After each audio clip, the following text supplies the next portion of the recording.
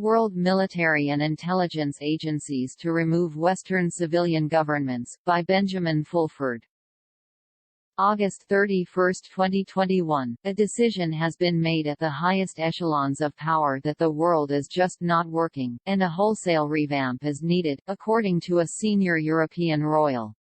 In particular, the ongoing pandemic is entirely a drug-pushing effort and means all of the world's civilian governments are suspected of engaging in genocide, according to MI6, CIA, and other intelligence agencies. To summarize, the world's military and intelligence agencies have come to the conclusion that Western civilian governments have been hijacked by a satanic cult and need to be removed. The process is being started off with the removal of Israeli Prime Minister Benjamin Netanyahu, Mossad sources say. This particular character is a very difficult one and the only way to remove someone like him is to manage them out, the royal family source said. The implication is Netanyahu possesses plenty of blackmail insurance and needs to be given certain guarantees in exchange for relinquishing power. In any case, even Rothschild family-owned propaganda outlets like AP are now reporting his removal. After the removal of the de facto most senior sitting Khazarian mafia leader, a campaign will take place over the summer to cleanse most civilian governments, multiple sources agree.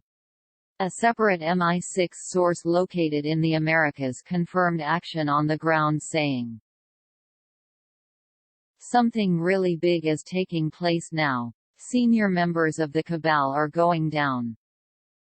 Gates is out of the system now. He has disappeared, not a word was spoken about him. Now it's Fauci's turn. Then, guess who's next? Matt Hancock, followed by Boris Johnson.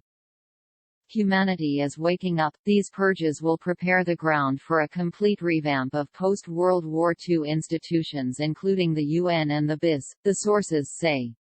There has been a coalescence among the world's intelligence agencies because we share a common enemy, was how the head of MI6, the real head not the public one, described the situation. The CIA, which is a consortium run out of Switzerland, agrees, according to senior CIA sources. These agencies have come to the conclusion that if urgent action is not taken, billions of people will die by the autumn, the MI6 and CIA sources said.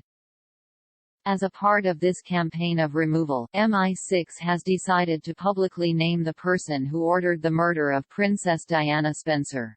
This was Baron Robin Butler, a German DVD agent Deutsches Verteidigungsdienst, who ran the British civil service from 1988 to 1998, according to MI6.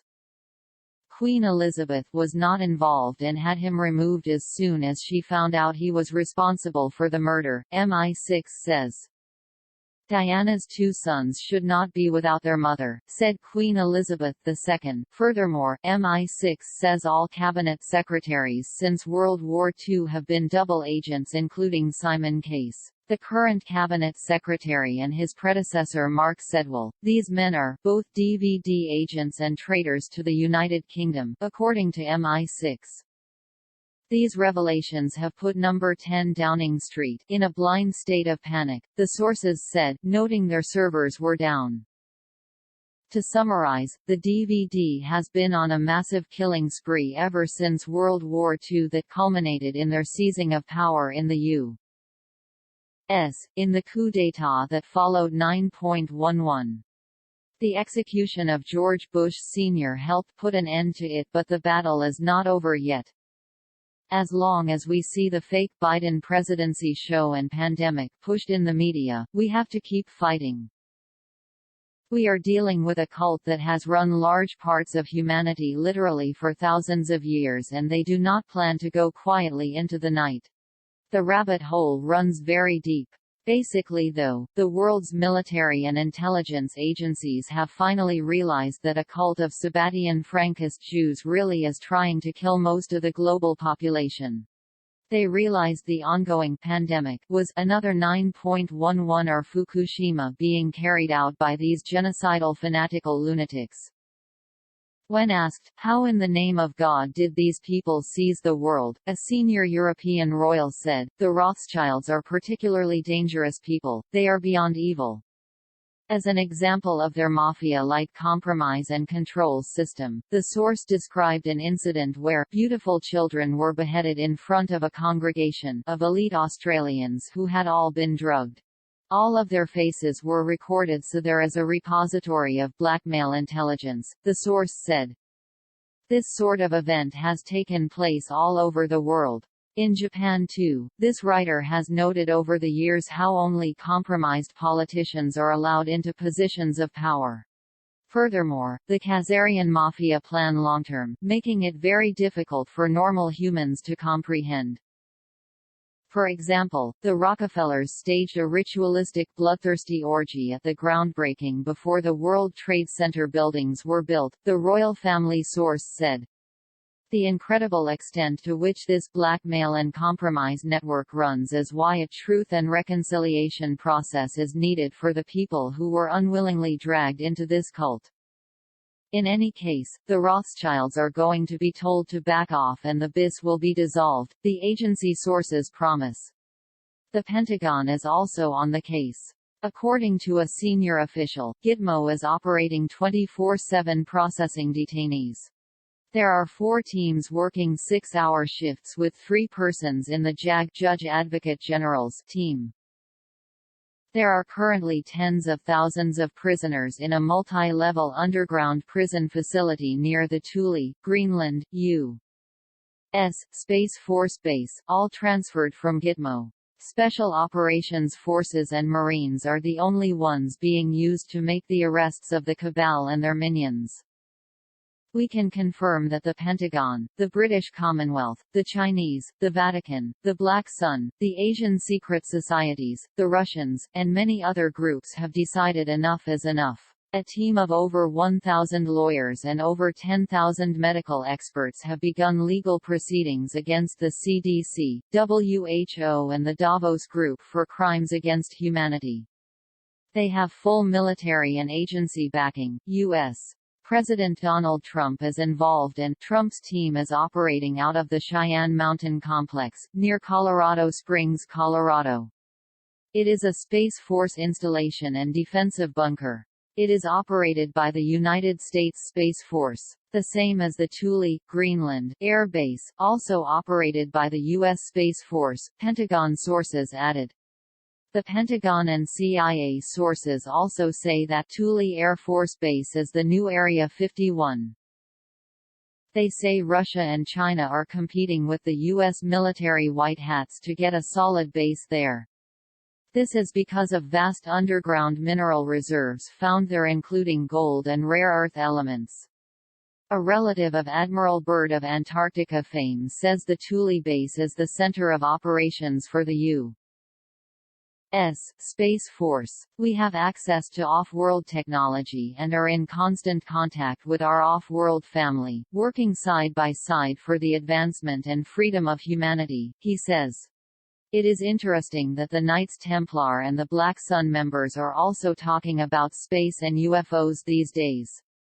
The new head of the Templar Knights of Malta said there was a big internal discussion with collaboration for the operation with Black Sun and Templar Knights of Malta. This involved not only the P3 but also the P4 Freemasons, the Knights commander says. The Black Sun is ahead of NASA and already can go to outer space with their own spaceships, he says. I've discussed this angle with the Jason Society because UFOs are the basis of their existence, he notes. As usual with this deep space and UFO stuff, believe it when you see it and even then remain skeptical that it may be a bluebeam psyop. Nonetheless, it is interesting to note that even here and now real-world organizations like MI6 are paying attention to the space stuff these days. Just remember though, the cabal has been planning some sort of space opera psyops ever since the War of the Worlds caused panic when it was aired as a radio show in 1938.